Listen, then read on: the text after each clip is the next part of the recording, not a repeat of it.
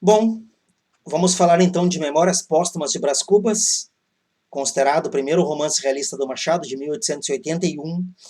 É bom lembrar que o Machado esteve doente, ele está no livro da Lúcia Miguel Pereira.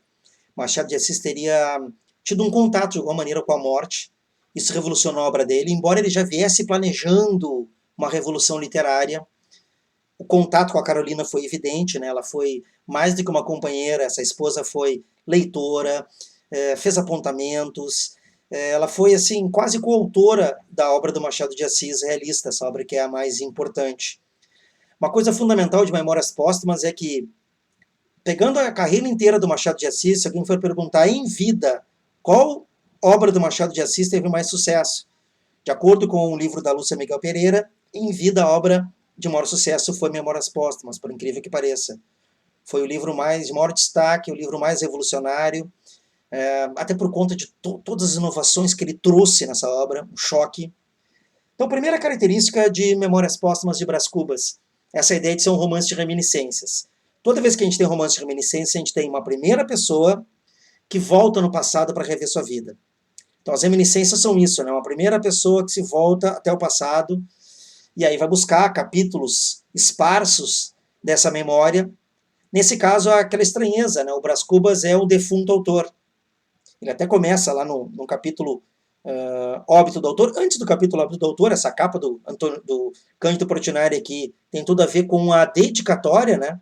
O livro tem uma dedicatória sensacional, que é ao verme que primeiro roeu as frias carnes do meu cadáver, dedico como saudosa lembrança estas memórias póstumas. A gente tem uma ironia ali. É o Brás Cubas dedicando ao verme que acabou com o traste de sujeito que ele era. É isso que, de certa forma, a dedicatória faz. Então, Brás Cubas, que é defunto autor, no óbito autor, ele diz isso. Durante muito tempo hesitei e esteve a abrir essas memórias pelo princípio e pelo fim. Isto é, se por em primeiro lugar meu nascimento a minha morte. Suposto uso vulgar seja começar pelo nascimento, algumas considerações me levaram a adotar diferente método. A primeira é que eu não sou propriamente um autor defunto, mas um defunto autor, para quem a campa foi outro berço. A segunda é que o escrito ficaria assim mais galante e mais novo. E aí ele vai explicar como é que Moisés criou o seu texto, biblicamente. Mas olhem bem, ele não é um autor que morreu. Ele é um morto que passou a escrever. É essa a ironia. É alguém que depois de morto descobre que tem o resumo da vida e que é possível escrever. Isso que vai ser explicado muito bem no capítulo chamado O Delírio. Então, cuidem bem, ó, é um romance de um defunto. Até nesse óbito autor ele diz assim, não me pergunte como é que vem os livros lá do outro mundo para esse. É quase como um pacto de realismo, gente, ou um pacto de verossimilhança. Ele diz, eu sou um defunto, aceito o jogo. E não me pergunta como é que um livro sai lá do outro mundo e chega a este. Se sabe hoje, numa questão até de fofoca literária, que o Machado, depois da perda da Carolina, se envolveu com as novidades do espiritismo, é, mas ainda não se tinha muito bem esse registro, né, da psicografia, como mais tarde Chico Xavier vai fazer. Mas é curioso quando a gente olha esse livro, né, porque seria um livro de um defunto que chega até nós. É um livro de alguém que já não vive falando sobre a vida. Por isso que eu botei ali, ó. É um romance sobre a vida com análise de um morto, escrito por um defunto. E quem, olha o detalhe realista, quem, se não um defunto, saberia melhor da vida? Quem poderia falar os fatos reais da vida sem ter compromisso com ela? Quem é que poderia ter um olhar crítico sobre a vida sem pagar, sem padecer do vínculo com a vida? É isso que o Machado de Assis faz. Ao criar o Brás Cubas, é um defunto que já não está mais vivo. Então ele pode agora tirar a máscara da hipocrisia e vestir a máscara do cinismo, ser cínico, revelar a verdade plena. É curioso porque ele mostra que enquanto vivo ele era hipócrita e agora que ele está morto, ele se permite ser o cínico. Isso gera uma narrativa, como eu disse na característica B, satírica. Porque aquilo que nós temos de fato é um painel da hipocrisia humana. É um painel justamente da máscara, do quanto as situações sociais nos levam à moral das aparências. Então, o narrador está onipresente, conversando com a gente, e vai mostrando, naquela época eu fazia isso. É como se ele assistisse à própria vida. O filme Memórias Póstumas de Brás Cubas, do André Klotzel, que vocês podem baixar ali no YouTube, esse filme do André Klotzel explica muito bem Eu até vou botar no mudo depois o link do filme do André Klotzel, porque ali ele transforma um romance numa linguagem cinematográfica. E aí o que ele faz ao transformar numa linguagem cinematográfica? Ele está assistindo a própria cena. É curioso porque o Brás Cubas passa em frente à tela assim e está vendo o que está acontecendo lá atrás. E no livro ele faz isso de modo semelhante. O narrador, no presente, fala sobre o período em que ele estava vivo. É o defunto comentando o passado enquanto vivo. As marcas do livro, né? Cinismo, acabei de falar, revela a podridão dele como indivíduo e a podridão da sociedade. A gente costuma dizer que ele desmascara a hipocrisia individual e social. Dissimulação, esse jogo de dissimular a verdade a que todo ser humano, segundo a obra do Machado, está submetido. É um termo que vai ficar forte depois para Capitu, né? Precariedade humana. Precariedade humana é a consciência de que nós somos falhos. O ser humano erra. A história de Brás Cubas pode ser lida como a trajetória do insucesso, do fracasso. Mostra uma série de projetos da vida que não dão certo. O realismo ele vai preferir isso. Em vez de falar de personagens de sucesso, ele fala do ser humano comum, dos fracassos que nos ligam, né, que nos interligam. Nós somos iguais na morte, no sofrimento, no fracasso. É essa a ideia que o Machado de Assis coloca. O sucesso não nos iguala, é a derrota que nos iguala. Por isso eu botei essa letra D. Eu me sinto muito feliz em ter criado essa frase, inventário do fracasso humano. É uma das maneiras de ler Memórias Póstumas de Brás Cubas. O inventário da precariedade a que estamos submetidos enquanto seres humanos. A estrutura do livro. Tempo e enredo psicológicos, saltando para lá e para cá. Tem até alguma lógica, os capítulos iniciais ainda falam da vida, do período pré-mortem, vamos dizer assim. Depois ele já vai saltar, pulando no tempo, tentando recuperar episódios da vida. Os capítulos são extremamente inventivos, dinâmicos, criativos. Talvez seja o livro mais criativo de toda a obra do Machado, né? O que mais tem aspecto até moderno, usando mais de um tipo de textualidade. Tem carta, bilhete, como elementos textuais que ele acaba usando. Então cuidem isso. Tem um quê de modernidade em Memórias Póstumas de Brás Cubas por conta desse processo de textualidades distintas. Aquilo que lembra o cubismo. A quebra do pacto da verossimilhança realista. É curioso, quebra ou um convite ao novo pacto. Porque no momento que eu digo que é um defunto que está narrando, eu já digo para todo mundo isso aqui é um livro. Então olhem bem o que o Machado faz. Ele não quer que a pessoa, ao estar lendo, acredite que aquilo é verdade absoluta, como essa de Queiroz queria. O que o Machado quer é que seja tão bem feito, tão bem construído, que aquela realidade literária valha por si. Por isso que ele coloca um defunto que vai narrar os fatos da vida. E aí essa disfarçatez, adoro o termo disfarçatez para Machado de Assis. A disfarçatez do narrador-autor. O tempo todo o narrador-autor parece não se importar. Disfarçatez é isso, né? O não importismo, o não tô nem aí, é o disfarce. Machado usa bastante essa relação. E Memórias Póstumas parece ser primordial nesse sentido, né? Mostrando o quanto a máscara essa de que citamos, ela faz parte da vida humana. Eu amplio aqui agora para ver os capítulos, né? Então eu botei ali, os 9 capítulos que falam da morte. O restante é tudo vida. É um livro sobre a vida, é um livro de defunto, mas sobre a vida. Até porque ele está se inaugurando no mundo da morte, né? Ele está se inaugurando no Undiscovery Country. Ele usa o termo do Hamlet. É engraçado, ele diz assim que é um mundo desconhecido. A morte, o mundo dos mortos, que mundo é esse? É um mundo desconhecido, é a terra do desconhecido. Então, no Óbito do Autor, como eu já disse para vocês, ele fala que está tentando escrever um livro mais galante, mais novo. Um livro diferente de todos os outros que ele já havia escrito. Por isso ele coloca a morte no princípio. Percebam, em vez de começar pelo nascimento, é a história de um defunto. Um defunto nasce quando morre. Então ele começa justamente pela morte. Ele até diz que morreu num dia que chuviscava, estavam lá alguns amigos, se não me engano 11 pessoas, estava lá a irmã, a sobrinha, o cunhado, estava lá Virgília, a mulher da vida dele, com um filho que não era dele, estava lá o padre, o cocheiro que levou o féretro, um dos amigos teria subido no morrinho de terra, e como chuviscava ele disse, Hoje não chove não, hoje a natureza chora a morte desse grande homem. E é bom que os defuntos não possam rir, né? Porque Brás Cubas certamente teve vontade de rir lá na cova em que estava. E ele diz assim, grande homem, ele falava de mim. E aí ele diz assim, foi bom ter ouvido isso. Só assim não me arrependo das 20 apólices que lhe deixei.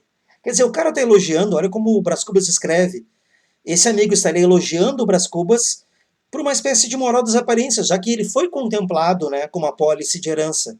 O jogo de interesses que o Brás Cubas agora está a fim de revelar. A frase da morte é muito curiosa. Ele diz que morri como quem se retira tarde do espetáculo. Eu acho essa frase fortíssima, né? Morrer como quem se retira tarde do espetáculo. É a ideia de que a peça já acabou, mas eu continuo sentado lá assistindo. O espetáculo acabou, mas eu continuo lá, sentado. É como se dissesse assim, a minha vida já não tem mais sentido, mas eu insistia em viver ainda. E é legal porque isso é um aspecto positivo, né? De que um ser humano morre a primeira vez quando as suas ilusões acabam.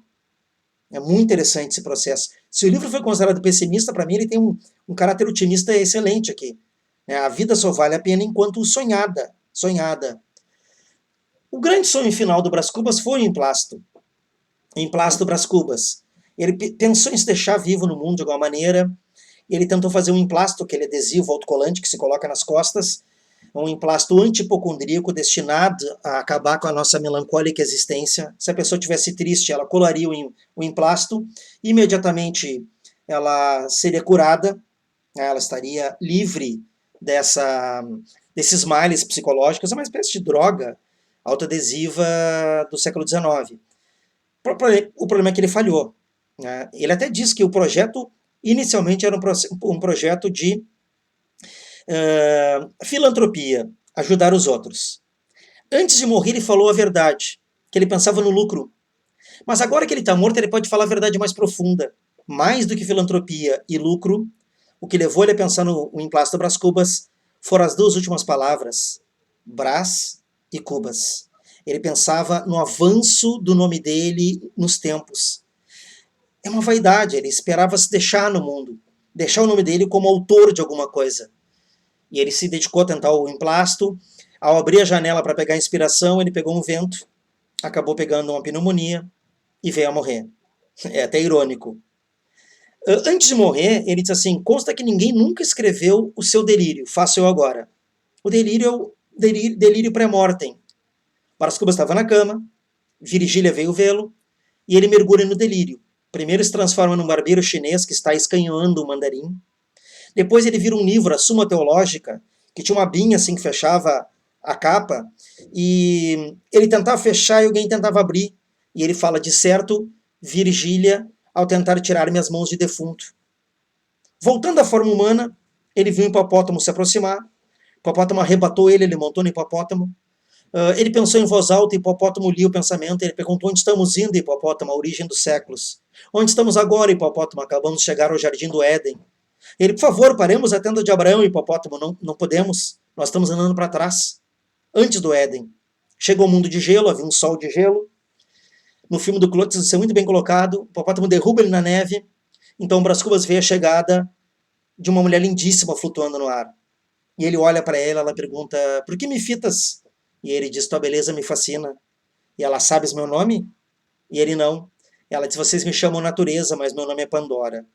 A Pandora, do mito da caixa de Pandora, feita para o deleite de Zeus, ela já teria a primeira característica feminina, que seria a curiosidade. Ela abriu a caixa antes do tempo, espalhou, né, os sentimentos humanos, e teria fechado a caixa arrependida nos dedos do último sentimento, que era a esperança. A caixa de Pandora guarda a esperança. Aqui no livro é descrito como a buceta de Pandora, um saquinho de tecido onde se colocavam moedas ou tabaco, fumo, ele diz isso. A Pandora olha para ele e diz que mostra um copo de água suja e toca fora a água. E ele diz, pelo amor de Deus, me dê mais um minuto de vida. Nota que a Pandora faz a passagem de um mundo para o outro. E ela pergunta para ele, para quê? Tu não estás cansado do espetáculo? E ele entende que a vida é um espetáculo. Ela pega ele com 2 dedos, leva ele para um alto de um morro, abre-se uma tela no ar, não havia cinema, observem o Machado de Assis visionário, e ali desfila a história da humanidade. Cada século passa num segundo, e ele compreende cada século num segundo, porque nem o tempo nem a compreensão eram mais humanos. Na verdade, o Brás Cubas dimensiona a vida. Ele tem uma visão completa do que é a nossa existência. E é isso que ele vai narrar pra gente. Quando tentava chegar ao futuro, o filme enrola, a Pandora devolve ele ao chão. Ele queria ainda ver a Virgília mais uma vez, e o hipopótamo retorna, vai diminuindo, diminuindo, diminuindo. Ele abre os olhos, é o gato dele, o sultão. Então ele vê a Virgília e ele compreende que a morte chegou. É esse delírio que ele guarda como, digamos assim, o mapa da existência humana. Isso ajuda o Brás Cubas a contar a aventura que se segue, né? Que é a trajetória de fracasso da vida dele, uma trajetória comum à maioria dos seres humanos, né? É comum ao ser humano comum, vamos dizer assim, ao ser humano básico. Vem depois os episódios da vida, a partir do capítulo 10. Por exemplo, genealogia. É a origem do Brás Cubas. Brás Cubas é bem abastado, de uma família burguesa fluminense, a família dos Cubas. Foi criado com todo o conforto.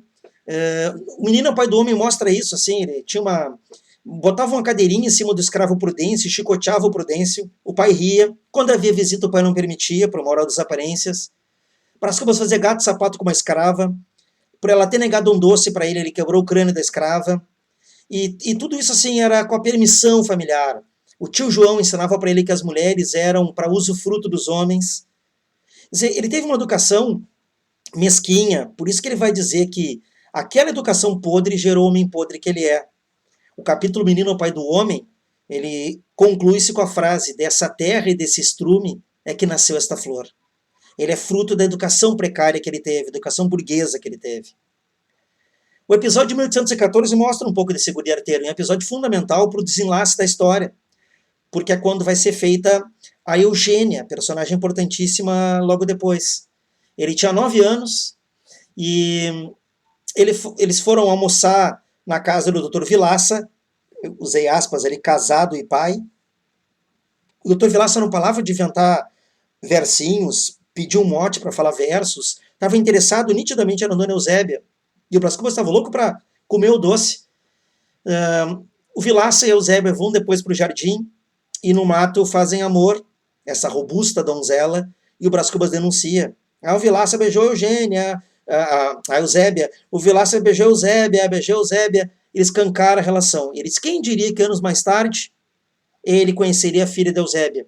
Mas não adiantemos as coisas. Notaram que o livro ameaça ir para frente já. Isso aqui serve para depois a gente entender a relação amorosa do Brás Cubas com a moça que ele vai chamar de Flor da Moita. A Eugênia vai ter sido feita dessa união, uma união evidentemente bastarda, né, do Dr. Vilaça com a Dona Eusébia. Ele lembra das aulas com o mestre Ludigero Barata, ele e um rapaz inteligentíssimo, uma flor, um primor, que era o Quincas Borba. Eles torturavam o coitado do professor, colocavam barata no casaco do professor, faziam todo tipo de maus tratos ao professor, que era caladão. Sobre o Quincas Borba, ele fala da inteligência, e um aspecto, né? Quincas Borba adorava imitar o imperador, fazia belas imitações do imperador. Quem diria que mais tarde ele antecipa a loucura que o Quincas Borba vai viver em Memórias Póstumas e que nós vamos rever no livro Quincas Borba, essas antecipações. O fato é que Quincas Borba surge no livro como um colega de aula, um rapaz também bem abastado, da alta sociedade, e que terá, num encontro posterior, uma imagem chocante para o Brás Cubas, quando o Brás Cubas vai reencontrar o Quincas Borba mendigo. Mas não adiantemos os fatos. 1822, ano da independência do Brasil e ano da minha independência, diz o Brás Cubas. É o ano em que o Brás Cubas vai se tornar homem, ele fala. Ele conta aqui a história do primeiro grande amor dele, a Marcela, descendente de espanhóis, uma moça, dá para dizer que é uma prostituta informal, recebia presentes de rapazes. Brás Cubas percebe que ele era o plano C, nem B, ele era o C. Diziam que ela gostava do tal de Xavier, um rapaz bexiguento, e Brás Cubas resolve dar um golpe de Estado. Rouba o dinheiro da família e compra a joia mais cara do Rio de Janeiro para presentear a Marcela. E aí ele assume o primeiro posto. Só que o pai dele descobre que ele está roubando o dinheiro e vai castigá-lo, olha o castigo burguês, vai mandá-lo estudar na Europa, em Coimbra. Ele só vai se Marcela for, e o pai é problema teu. Então Brás Cubas rouba mais dinheiro da família e compra uma joia inigualável, era um pente de prata carojado de brilhantes que as mulheres colocavam no coque do cabelo. Vai até a casa da Marcela, coloca as mãos nos olhos da Marcela, adivinha quem é, e a Marcela não quer ir para a Europa, ela diz que não gosta de frio, de repente ele crava o pente no cabelo da Marcela, e ela muda completamente a opinião. Ela pergunta quando vamos. Só que o pai do Brás Cubas manda sequestrar o Brás Cubas, coloca ele no navio e ele é mandado para a Europa. É a primeira grande desilusão amorosa. Sobre essa primeira relação amorosa, Brás Cubas vai terminar com a frase chave que está ali, né? A frase que é Marcela amou-me durante 15 meses e 11 contos de réis. Nota a ironia machadiana, Marcela amou durante o tempo que durou o dinheiro. A relação entre amor e dinheiro é a primeira desilusão amorosa. No navio, o Brás Cubas conhece o capitão do navio, que é um homem apaixonado por uma mulher que está à beira da morte, Tísica. Ele vê ela morrer no navio e ser sepultada no mar. São as primeiras desilusões amorosas do Brás Cubas. Ele vai reencontrar Marcela depois, não adiantemos os fatos, mas vai mostrar o quanto esses amores também são efêmeros, o quanto o amor também passa por um processo de degeneração. Em Coimbra, ele se forma mediocremente, quase a ideia assim, de que não haveria como não se formar. Na hora que colocam, né, a toga nele lá, parabéns, bacharel em Direito, ele fala, então eu era. Ele ainda vive umas aventuras amorosas na Europa e volta por ocasião da morte da mãe. E o pai dele vai dizer que não adiantava ser advogado, a questão toda era ser político. E é por isso que o pai vai arranjar uma carreira política para ele. Se ele casar com a Virgília é filha de um grande político, ele vai ter ascensão política. E aí o Brás Cubas pergunta se é bonita. O capítulo é muito legal porque diz assim, que o pai dele tentou, primeiro, a fantasia e a ilusão, depois a persuasão, depois foi praticamente a obrigação, né? Foi opressão. Ele vai visitar Virgília, um célebre capítulo que é o velho colóquio de Adão e Eva, em que nós temos assim, Virgília, Brás Cubas, Virgília. Para muitos lembra os móveis, aquela namoradeira em que os jovens conversavam, eles não têm nada para conversar. O fato é que o Brás Cubas ainda está envenenado pela Marcela, e ele perde a chance do casamento político. Lobo Neves, um outro rapaz, acaba seduzindo o pai da Marcela. No dia em que é uma festa, o pai do Brás Cubas vê a aproximação do Lobo Neves, ele insiste para o Brás Cubas não perder a chance. E fica dizendo, tu é um Cubas, um Cubas. O pai morre de desgosto ao ver o Brás Cubas perder a noiva. O pai morre dizendo, um Cubas, um Cubas. Paralelo a isso, com a perda da Virgília, que vai casar com o Lobo Neves, o Brás Cubas tem um encanto com a Eugênia. A morte do pai leva o Brás Cubas a se apossar de terras onde vivia a Dona Eusébia. E ele vai até lá, a Dona Eusébia tem um nítido interesse em deixar sozinho o Brás Cubas e a Eugênia, moça de 17 anos, linda, a flor da moita, pois ela é o fruto daquela relação adúltera da Dona Eusébia com o Dr. Vilaça. Só que o Brás Cubas vai perceber que a Eugênia é manca. Tem um capítulo muito bonito da Borboleta Preta, em que ele dá um piparote na borboleta, e ele diz assim, coitada da borboleta, tudo porque era preta. E por ser preta, a borboleta tinha a ideia de mau agouro. Aqui, na verdade, está tudo certo com a Eugênia, mas ele percebe que ela é manca de uma perna. Coxa, ela fala, eu sou coxa de nascença. Ela era uma Vênus manca. E gera aquele capítulo tão interessante, né? Porque, poeticamente, vamos dizer assim, porque ele fala, por que bela se coxa? Por que coxa se bela? Por que o mundo é assim? Por que as pessoas com defeito físico não pegam todas as feiuras para elas? E por que as pessoas belas vão ter defeitos? Essa é uma relação que ele coloca forte. Ele está prestes a levar a Eugênia para a corte, mas ele pensa muito e ele diz assim, inventei para ela uma desculpa e disse que eu deveria voltar ao Rio de Janeiro, descer da serra até o Rio, para visitar a minha irmã. Ela logo entendeu. E se eu fui hipócrita naquela hora, eu devo agora ser cínico e dizer, leitor, ela entendeu, mas o que eu queria dizer é que eu a deixei porque ela era coxa de uma perna. Juro que era esse o motivo. Percebam que o hipócrita é o que inventa uma desculpa. O cínico é esse que fala a verdade depois de morto. Ele tem coragem de dizer. Eu a deixei por um defeito físico que ela tinha. Tempos depois ele vai reencontrar ela. Evidente que ela não pôde casar. Ela tinha um defeito físico que impedia ela, quase por zootecnia, me desculpe o termo, mas como se fosse uma qualidade de bicho, né? De casar. É muito triste esse episódio e é de um realismo cru, pesado. Mas esse é o realismo do Machado, mostrar o quanto nós somos hipócritas. O Cubas reencontra a Marcela, ele vai arrumar o relógio, reencontra a Marcela, ela reconhece ele, ela pergunta se ele casou, ela está crivada de cicatrizes da bexiga da varíola, sinal de que ela se envolveu com Xavier. E aí o Brás Cubas pede para arrumar o relógio, ela demora, ela pergunta se ele casou, ele diz que não, ela também não casou. E ele só pensa numa coisa, o quanto ela estava feia, decrépita. E ele diz em outras palavras assim, por favor, devolva minha Marcela. Aquela não era a Marcela dele, devolva a Marcela. A preocupação dele claramente é essa, né? Onde foi parar a Marcela da adolescência? É isso que Machado mostra pra gente, ó. A beleza é o que sucumbe com o tempo. A Marcela feia, ele memorizou para não aparecer mais lá. Casam-se Virgílio e Lobo Neves, né? Como eu já disse, o pai acaba morrendo, nesses saltos que o romance dá. Com a morte do pai, é uma disputa do Brás Cubas com a irmã Sabina. Engraçado que o cunhado Cotrim, enquanto o Brás Cubas era um chefe de família, puxava o saco do Brás Cubas. Agora que é uma disputa da Sabina com o Brás Cubas, o Cotrim, como todo cunhado, o Machado coloca bem isso, né? Fica ao lado da esposa. É nessa situação que o Brás Cubas está meio solitário, é um dos homens que não parece ter apego a ninguém, e ele resolve ser literato, escrever coisas de política, de literatura, tem uma reputação boa de polemista, faz alguns versos, e o Luiz Dutra, que é poeta também, primo da Virgília, avisa o Brás Cubas que o casal Virgílio e Lobo Neves vieram de uma província do norte, aliás, de São Paulo, né, dessa vez, para o Rio, e que ela fala muito do Brás Cubas. Esse é um momento curioso. Nessa festa de retorno, Brás Cubas nota que a Virgília tem interesse nele, ele valsa com a Virgília.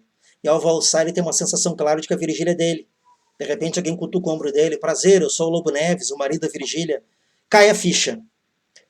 Brás Cubas é o homem que percebe que a mulher da vida dele, ele deixou passar em vão, que ela casou com outro, com um tal de Lobo Neves, que lhe roubou a carreira política. E é curioso porque mais tarde ele vai dizer que o Lobo Neves é muito melhor do que ele em tudo. Lobo Neves foi curioso, né? Admitir que o teu rival foi melhor do que tu em tudo. É uma relação muito forte.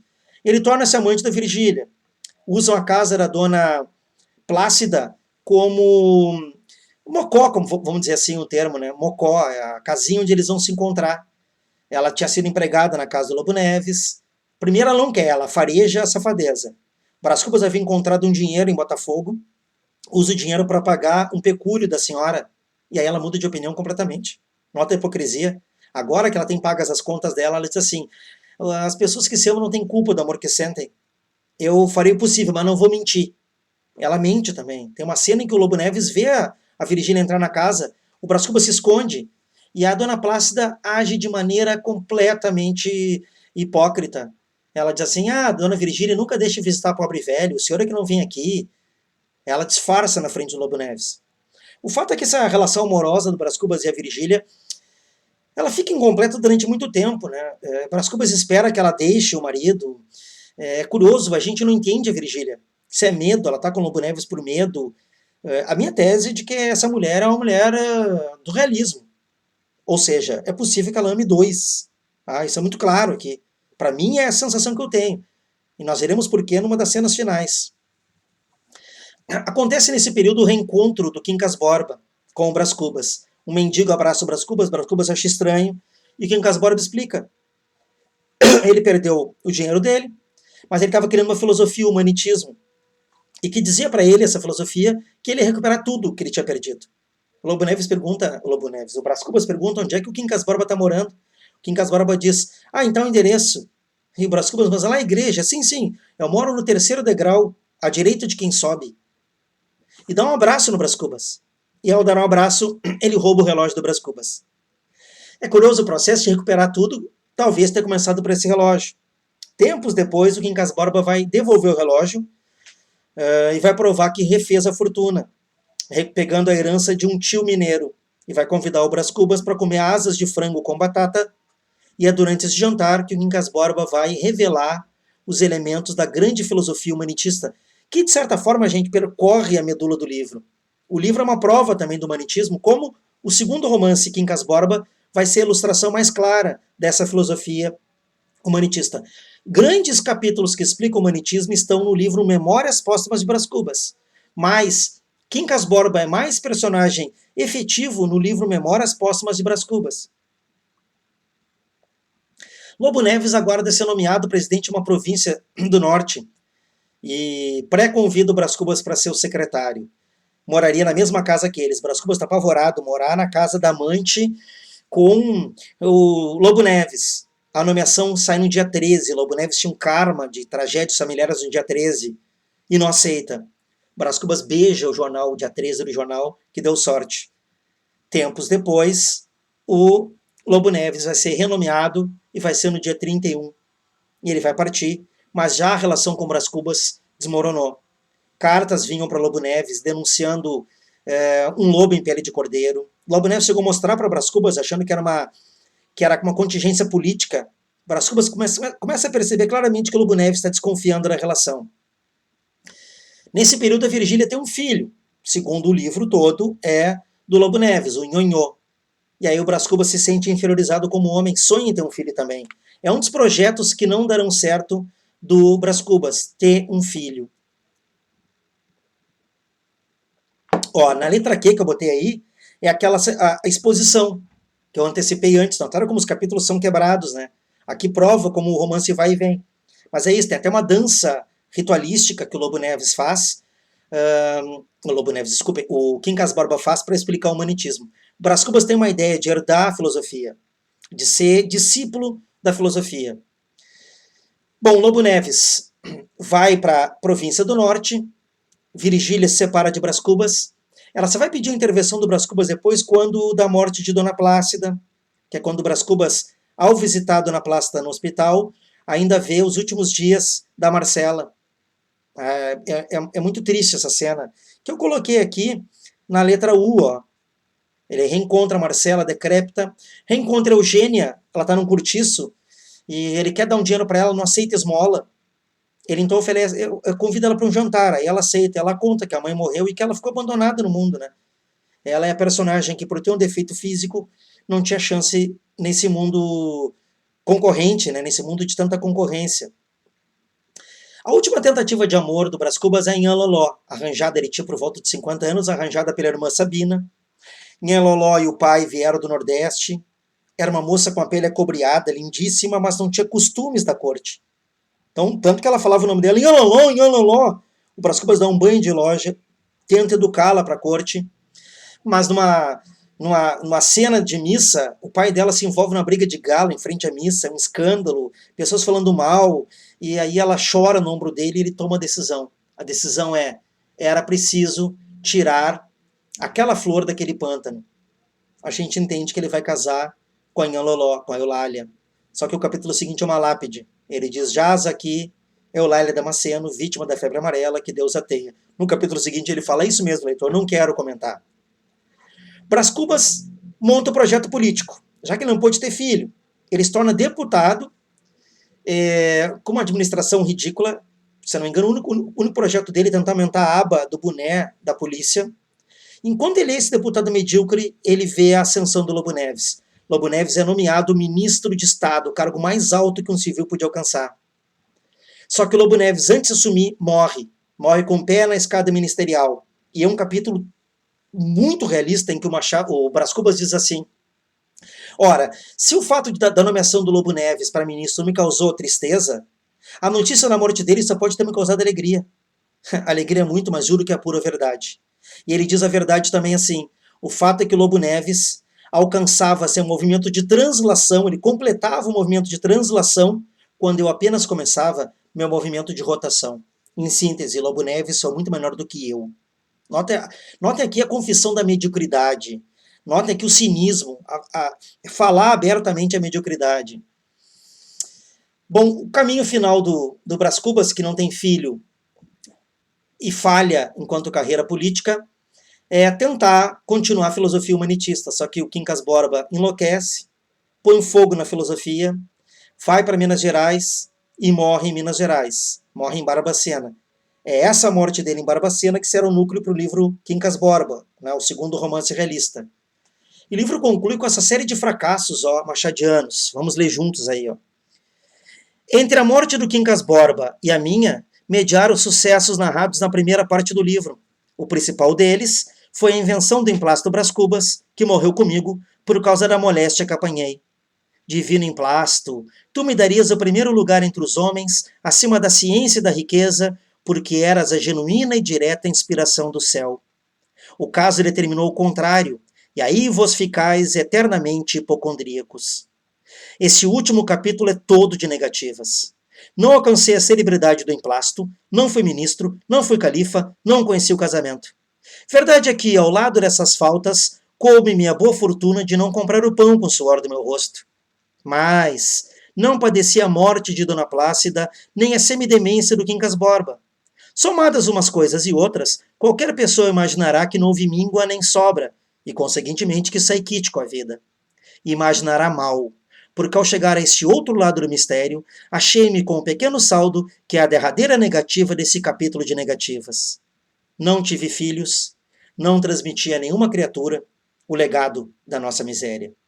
Isso aqui é o retrato claro do negativismo. Muita gente enxerga aqui Schopenhauer, Nietzsche. Mas nota que esse capítulo das negativas é um balanço final da vida. E ele diz que não conseguiu nada durante a vida. E que a única vitória que ele tem foi não ter deixado um filho para sofrer com a piada de um mau gosto que é a vida. Isso seria Schopenhauer, né? A ideia de que essa vida é uma piada de mau gosto. Está aqui uma visão negativa da vida, precária, mas ao mesmo tempo, por ser crítica, uma visão realista das condições em que nós, seres humanos, vivemos. E assim encerra esse primeiro romance realista que foi de um tremendo sucesso, com humor ácido também, mas sobretudo com essa visão daquilo de que nós somos feitos, né? Nós somos feitos de sonho e precariedade.